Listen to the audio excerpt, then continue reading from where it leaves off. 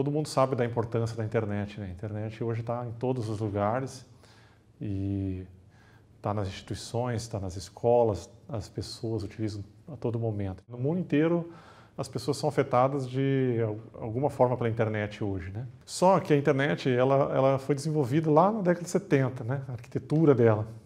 E ao longo das décadas, essa arquitetura foi sendo modificada em parte para atender a novos objetivos, porque quando ela foi desenhada originalmente, essa arquitetura, o objetivo era simples, trocar pacotes entre computadores, né, criar uma rede de troca de pacotes que fosse simples e robusta para as tecnologias que se tinha na época. Então, naquela época, as tecnologias digitais de computação, de comunicações, de armazenamento, né, o que a gente tem num pendrive hoje, não existia talvez nem em todos os computadores do mundo na década de 70. Então, assim, além disso, a questão da privacidade, que nunca foi pensada, né, agora a gente tem algumas soluções incrementais novamente, várias ideias que foram incrementadas na internet, né? Mas essas ideias incrementais, elas sempre têm que viver com o passado já existente. Vão sendo acrescentadas coisas que dependem das limitações das anteriores e, às vezes, nem se sabe ao certo como elas vão interagir umas com as outras. Muitas pessoas começaram a se perguntar, principalmente quem é da área de pesquisa, né, na área de internet, começaram a se perguntar, será que esse negócio não vai dar um problema daqui a pouco? Porque a gente está cada vez usando mais a internet para tudo, vai ter agora... Né, as coisas estão chegando na internet, cada vez mais internet em todas as coisas, você tem eletrodomésticos na internet, você vai ter sistemas de segurança na internet, carros na internet. Será que ela vai dar conta desse processo, dessa forma incremental que ela foi desenhada? E aí alguns pesquisadores da área, eles começaram a se perguntar, será que não está na hora da gente repensar isso? O que daria para fazer se a gente fosse fazer uma internet agora? Imagina que não tivesse uma internet, como ela seria? A arquitetura, né? Que protocolos a gente colocaria? Como eles funcionariam? Já pensando no que a gente usa de tecnologia hoje e que a gente vai usar daqui para frente, né? Porque, como eu falei, à medida que as coisas entram na internet, vai ter muito mais tráfego, muito mais problema de privacidade. Então, assim, à medida que mais e mais pessoas usarem a internet, os problemas vão se tornando cada vez mais evidentes, as limitações vão se tornar mais evidentes. Então, às vezes as pessoas perguntam, a gente fala, bom, estaria na hora da gente fazer, né? Está na hora da gente fazer uma revisão disso, vamos pensar numa nova internet agora, nós já temos tecnologia para isso. E as pessoas perguntam, mas não está funcionando? Está funcionando. Funciona bem, é um fantástico artefato da engenharia, né?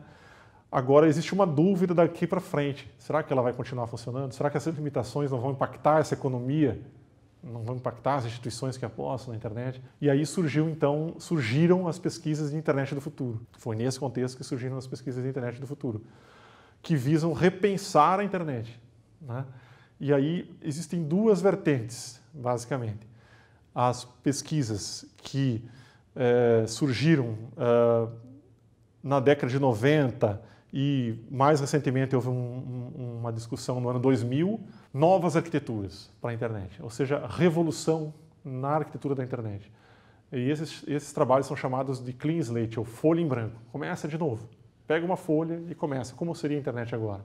Começa a desenhar os protocolos de novo, como que tem que ser a segurança, né? Então, são chamados de projetos revolucionários. E existem os projetos evolucionários. Os projetos evolucionários consideram que parte dessa estrutura, ou a parte principal dela, os protocolos mais importantes, são adequados sim para o futuro, basta a gente mudar algumas outras coisas e continuar evoluindo essa arquitetura que nós já temos e ela vai dar conta nas próximas décadas. E aí então no mundo inteiro começou a pipocar projeto dos dois tipos.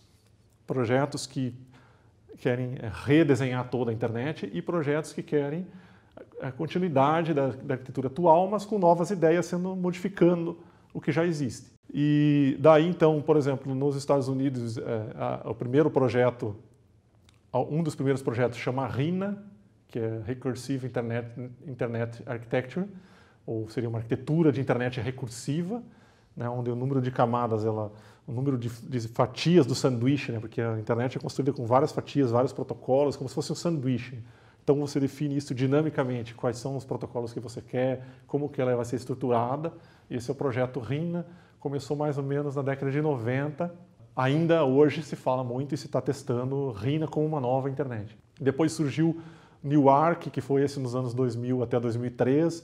A partir do Newark, apareceram outros projetos nos Estados Unidos, como o Clean Slate de Stanford, 100%. Apareceram projetos, um projeto chamado Find Future Internet Design, o design da internet do futuro, e aí começou a aparecer o termo internet do futuro. Então o termo internet do futuro significa essa repensar, né? Tanto evolucionário quanto revolucionário. A partir de 2003, os europeus começaram a entrar nesse processo, né? Criando várias iniciativas, redes ambiente, e várias outras, e aí a partir do ano 2006, então começou um fomento muito forte de investimento, bilhões de euros foram investidos em novas arquiteturas a partir de 2006 na Europa. E a Ásia também começou com projetos no Japão, o projeto Akari no Japão, e na Coreia do Sul, alguns projetos como o MOF, Diana, o Future Internet Forum na Coreia. Então, existe hoje, né, aproximadamente, sei lá, 200 projetos repensando a internet no mundo inteiro, com investimentos muito fortes. E a partir de 2008, nós começamos a estudar lá no Inatel, na nossa escola. Nós encontramos esses projetos e começamos a estudá-los. Em 2010, nós terminamos os estudos, uma parte significativa dos estudos, e aí nós pensamos, pô, por que a gente não tenta fazer a nossa ideia, né? Está todo mundo fazendo, vamos tentar fazer a nossa ideia. E aí nós bolamos um projeto que integra diversas ideias novas que estavam aparecendo nesses vários projetos, vários ingredientes, né? A partir dos nossos estudos apareceram algumas ideias novas e aí eu costumo dizer, né, que a gente percebeu alguns ingredientes que eram comuns a vários projetos, colocamos alguns ingredientes nossos e nós fizemos uma sopa, né, uma combinação disso, estratégica, que deu origem então ao projeto Nova Gênesis, que é o projeto que a gente está desenvolvendo de pesquisa desde 2008 com os estudos. 2011 a gente fez um primeiro desenho de como que seria essa nova arquitetura da internet. 2012 eu fui para a Coreia do Sul, conversando com os coreanos, a gente então fez o trabalho do Inatel, fiz o trabalho do Inatel do desenho da nossa parte, né, da Nova Gênesis, e os coreanos estavam trabalhando no MOF. E aí a gente juntou como um sanduíche, né, nossa proposta sobre a proposta deles e fizemos experimentos em 2012 que comprovam as ideias tanto deles quanto as nossas.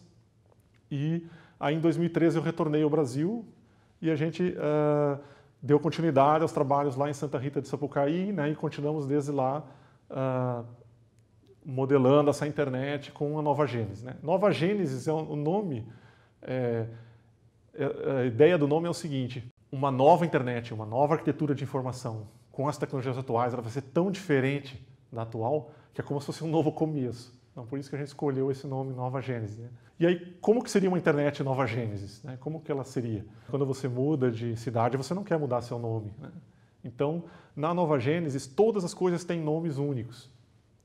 Então, os nomes das coisas não mudam. Enquanto a coisa permanecer a mesma, né?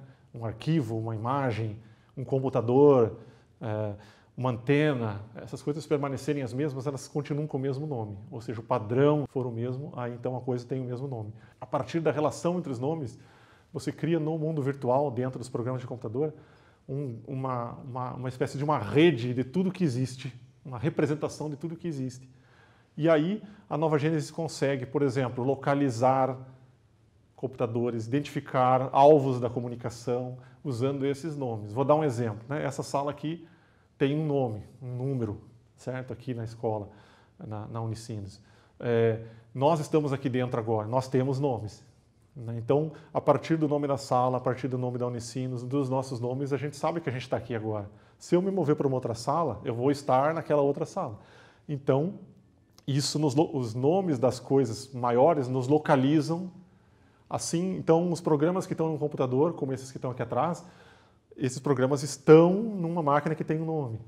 E as fotos que esse programa mexe também estão nessa mesma máquina. Então, dentro da Nova Gênesis, a gente consegue rastrear todas essas relações. A foto, qual foi o programa que tirou a foto, qual foi a máquina que isso aconteceu, em qual lugar, qual pessoa que pertence à máquina, qual pessoa que pertence à foto, né?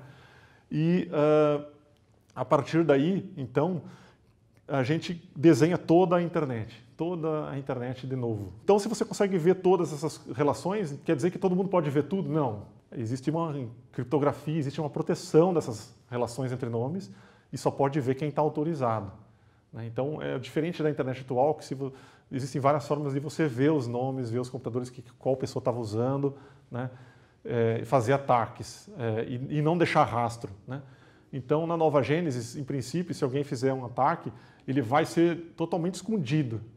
Mas, se houver uma lei, alguma coisa que quebra o sigilo da internet dessa pessoa, todo o rastro que ele fez, em termos de conteúdo, de máquina que ele usou, tudo vai ser revelado por força da lei. Então, essa é uma das principais mudanças que a gente está colocando. Mais segurança pelo uso de nomes que são verificáveis, nomes que estão relacionados às entidades, às pessoas, às máquinas. A relação entre nomes. Os programas de computador, eles